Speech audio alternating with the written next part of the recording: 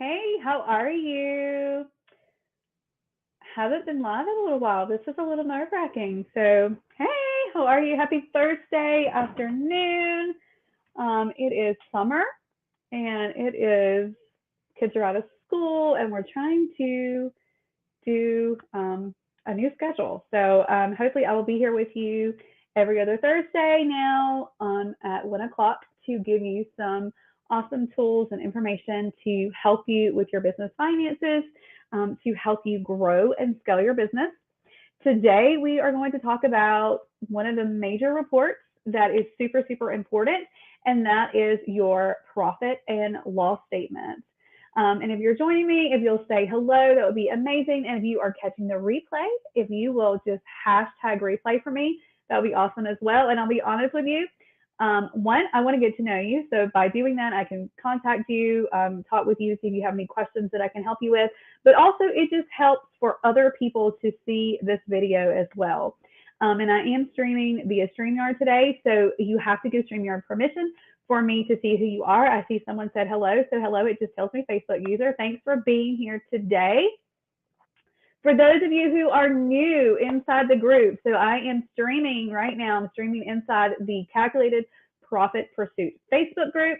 I am also streaming live inside of the Calculated Profit Facebook page.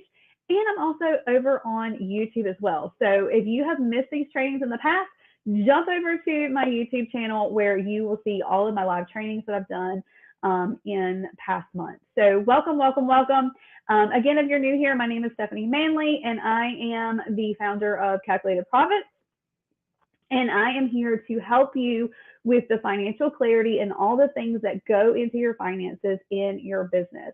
So I'm here to take that stress and that overwhelm out of all the numbers stuff in your business so that you can really do what you want to do in your business. I'm sure that as an entrepreneur, you didn't sign up for the tax part or the finance part. It's probably not what you enjoy. So leave that number crunching, all the number stuff to someone who can help you and really scale your business. So jumping in today, our topic for the day is what exactly is a profit and loss statement? So I know you know what it is. I know that you've heard the term over and over and over again. It's one of the top 3 reports that I want you to be reviewing at least once a month, okay? So a profit and loss statement, you may have also heard as a P&L statement or a income statement or a statement of operations. It could be called several different things, but typically you're going to hear it called a profit and loss or a P&L, all right? And it's super, super, super important. I tell you guys all the time that in order to know what's going on in your business, you have to know what's going on in your bank account, okay?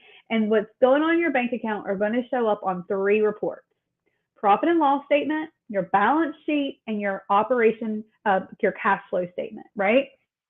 So between those 3 reports every month, you should know exactly what's happening inside of your business. All right, so I'm going to jump in and tell you what is the formula for a profit and loss, right? So you have the form. I know that it can be overwhelming to you, and that's what this training is about. I'm going to break that down for you guys, help you to understand what really happens in QuickBooks, what happens when your bookkeeper does your books, or if you're doing your books, what happens and how does that flow into this pretty report that's going to show you a lot of information.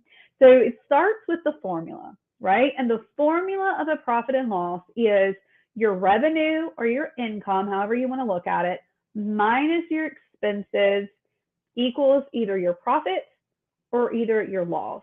And remember, this report can be viewed all different ways. So you can look at a profit and loss for specific periods, so maybe a month or a quarter or a year. You can break it down by the week in QuickBooks, like however you want to do it for you to be able to get the information out of the reports that you need. So make sure that these reports are customizable to your particular industry. And that's what we're going to get in today. I want to get into some specifics about your profit and loss so that it can make it easier for you to understand and for you to gather more information from it, okay? I'm not your CFO who's going to tell you just to lump everything together. I want you to separate things out on the income side and the expense side so that you understand what's happening in your business. So let's jump into that. And if you have any questions as we're going along, please don't hesitate to put those in the comments so I can answer those for you here. Either I can jump out later and answer those for you as well. So the first part of that formula is your revenue. So what exactly am I talking about when I say revenue? Revenue is going to be from any income producing sources in your business. Okay. I'm not talking about loans. I'm not talking about grants. I'm not talking about money that you put into your business, right? Those items should never show up on your profit and loss statement because it's not income, right? And we use that income statement, that profit and loss statement, to prepare your tax return. And if you're putting those grants or those loans or those owner's contributions on your profit and loss statement, so they're miscategorized, then you're paying taxes on money that you should not be paying taxes on. So it's super important that the only thing that goes into your income section or your revenue, your sales, is actually income. Okay. And I personally like for you to break that out in your business. For example, if you are a social media manager, you may have different packages, right? So break those out on your profit and loss statement. So you may have, a comprehensive type of package. And so all the income from that particular type of sale should be categorized that way. It may be that you only do lead generation. So that would be another type of a income source that you can code. So when you're looking at that profit and loss statement, it's very easy to see where your income is coming from. It's not just all grouped together as sales or all grouped together as income. I'd like for you to break it out so you can actually see where are you making your money. And I'm here to tell you, I know, especially if you're, a small entrepreneur, you're just getting started, what have you, then you may say, I really don't need this right now, right? I don't care that it's broken out. And I get this. But remember, you can compare periods of time inside of QuickBooks Online, inside of different programs. And so if you start now breaking that out, in a year from now, when you're hopefully a lot larger than you are, you can look back and see, well, a year ago I was selling, a lot of comprehensive, but now I'm not. But if you didn't break it up now, it's really hard to go back and do it later. Okay, so I just encourage you to do that. It will really make it where you can understand what's really going on inside of your business, right? It doesn't matter what everybody else is doing. Do what you need to do in your own business. All right, so I'm going to move along to expenses. So what are expenses, right? So expenses are going to be items that you use in your business for your business. So it could be anything from bank service charges, from subscriptions, software, utilities, supplies, office supplies, paying contractors, paying your employees. Those are what we call expenses. Now, a few things to note here. Number one, not every expense is 100% tax deductible. Okay, so not every expense is 100% deductible. And that's important to know when you're looking at a profit and loss statement. You can't just say, well, that's the profit that I'm going to pay taxes on, or that's a loss, right? When it comes to your taxes. So when you're looking at that, I really suggest that you talk to a tax preparer, talk to somebody who can help you with tax planning, because not everything that shows up on your profit and loss is going to be 100% tax deductible. All right. Also, I want to express on the expense side, I want you to break those things down as well. So like I told you on the revenue, break it out in different sources of income. I want you to also break out your expenses as well. So I am a big advocate, if you have several contractors in your business, that you have a general account for contractors, and then you have sub accounts for each contractor, so you can see what you're paying each one of those monthly, over the year. It just really helps you over the period of time. If you have subscriptions, I want you to do the same thing. So you can have a bird's eye view of your business to see, where the heck is all my money going, right? I hear all the time from entrepreneurs that I'm talking to in the online space, or that comes into for as a client, and they say, I know I'm making money, but there's nothing left at the end of the month. Well, the problem is, it's because we don't know where the money's going. So we don't know how to change things. And that's why I want you to customize your books for your business so that you can know what's going on, right?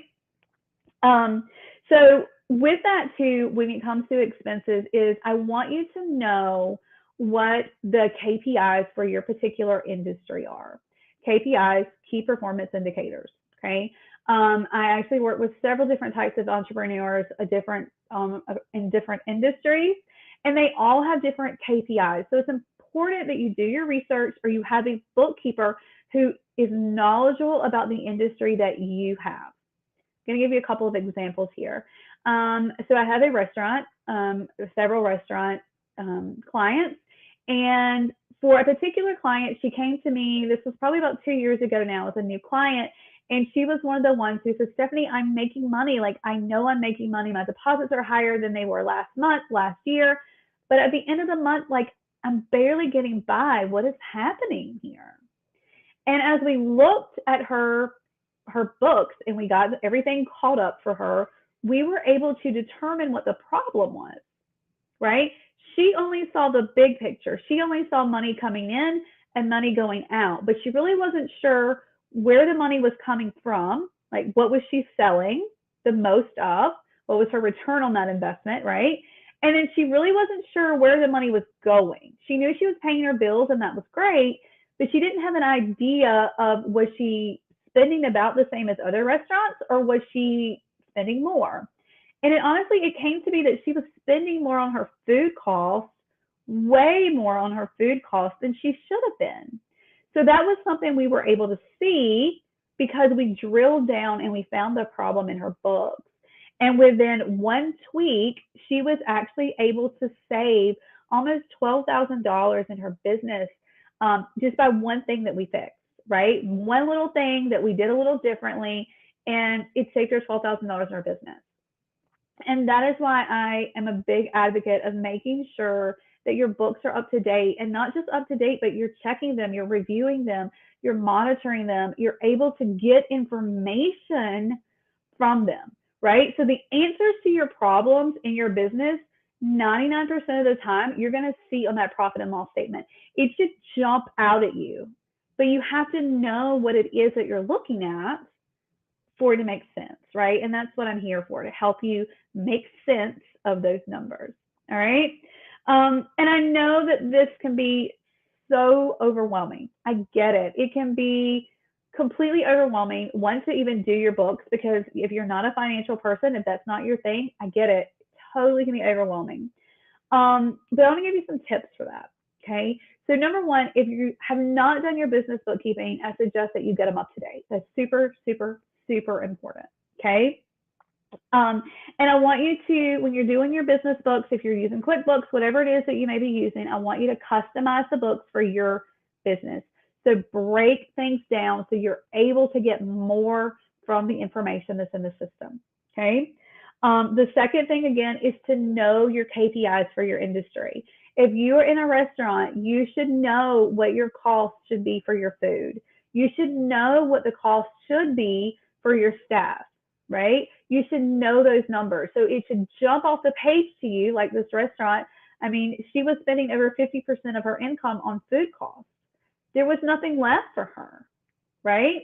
So those are things that you need to know for your business. It's not just restaurants. If you're a consultant, you're a coach, you're a social media manager, you're in the mechanical industry, so you're a plumber, what have you, you should know what those metrics are so that you can compare your business to those traditional metrics. Now, is it going to be exactly the same as your competitor or other people in the industry? No. It's going to be based off of where you are, how big your company is, all those different things. But it's important to have a baseline so that if you know that, you should not be spending more than 20% on something, and you look at your profit and loss and you're spending 50%, well, you know something's not right. It should jump off the page at you, right? And then, of course, I want you to be able to look at those numbers and actually gain the knowledge that you need to make the changes, okay? A lot of us go into business and we just do things by the seat of our pants, right? We just say, oh, this feels good, so let's buy this, or let's buy that, or let's do this package and charge X amount. Well, guys, I'm here to tell you that fly by the seat of the pants may work for a little while. It does, but eventually it's going to come to a screeching halt because you really don't know what's going on in your business, right? You know that you're having fun, you know you're doing the things that you want to do, but you really need to stop and pay some attention to your financials. So take a day once a week, every other week, and just have a money date with yourself. I'm super, super, super big advocate of having money dates. You and your books, that's all it has to be. And so that you know what's going on. You can say, well, cash flow is down. I don't need to buy this new computer or this new gadget, or I don't need to do this new subscription or this new coaching program right now because my cash flow is down. My profits are down. What can I do to juggle things, change things so I can do the things that I want to do in my business? Or either, well, it's not time yet. I need to wait. I need to save up for this thing. And those are the things that I want you to do. All right. And then I also want to tell you, so those are some tips of the overwhelm, but I want to show you some mistakes too that I often see when I'm looking at people's books and when they're working on their things on their DIY so that you don't make these common mistakes. All right. And there's 3 of them.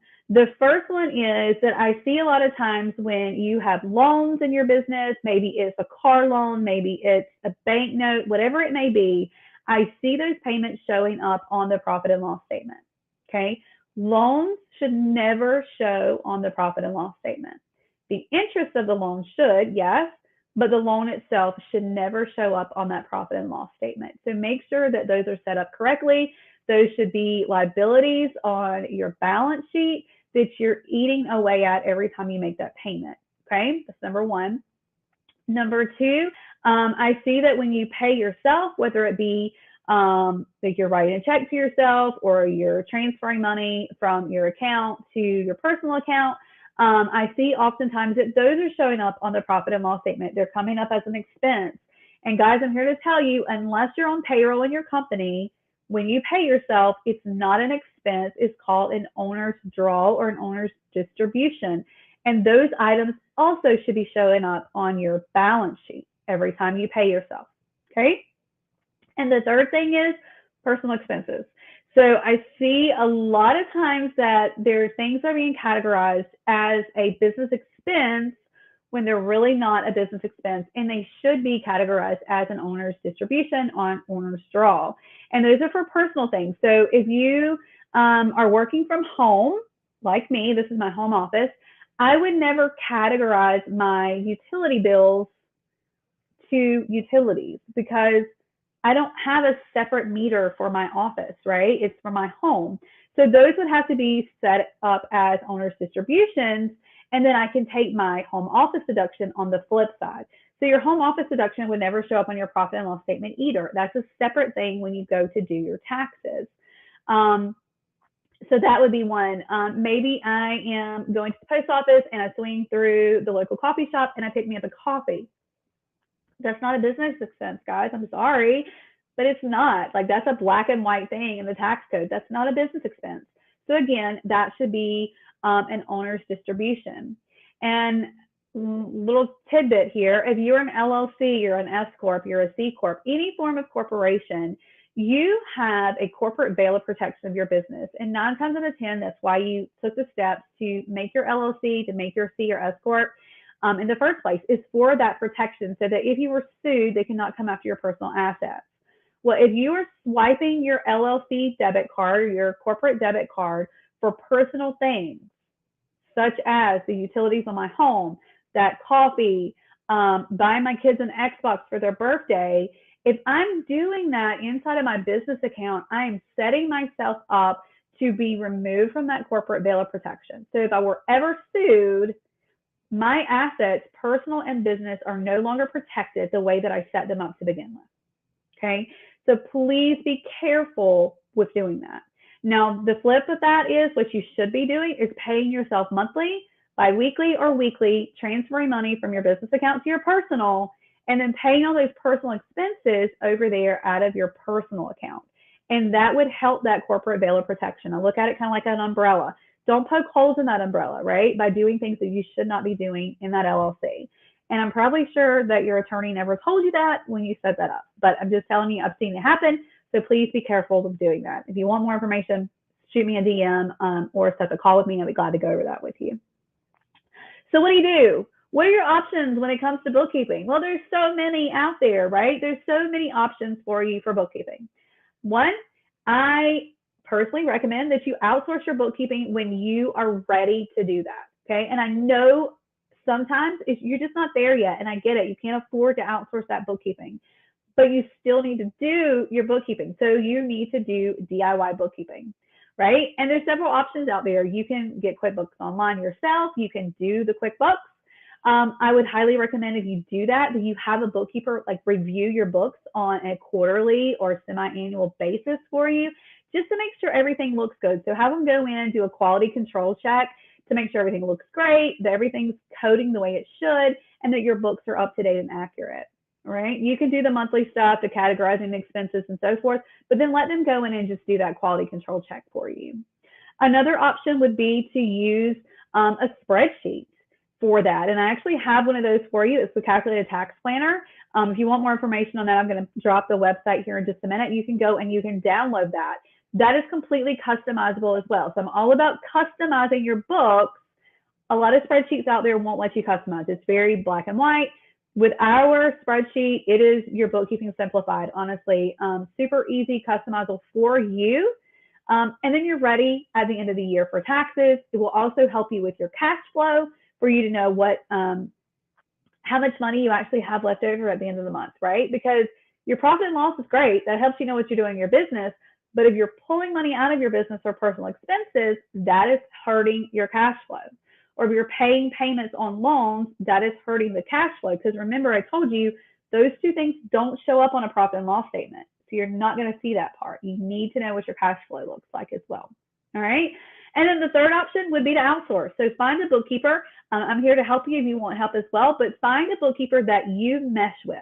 It's very important. I'm all about finding that person, kind of like your doctor, that you get along with. You can be silly with if you need to, but you also can take the advice from them, and they're there to give you the tough love decisions in your business.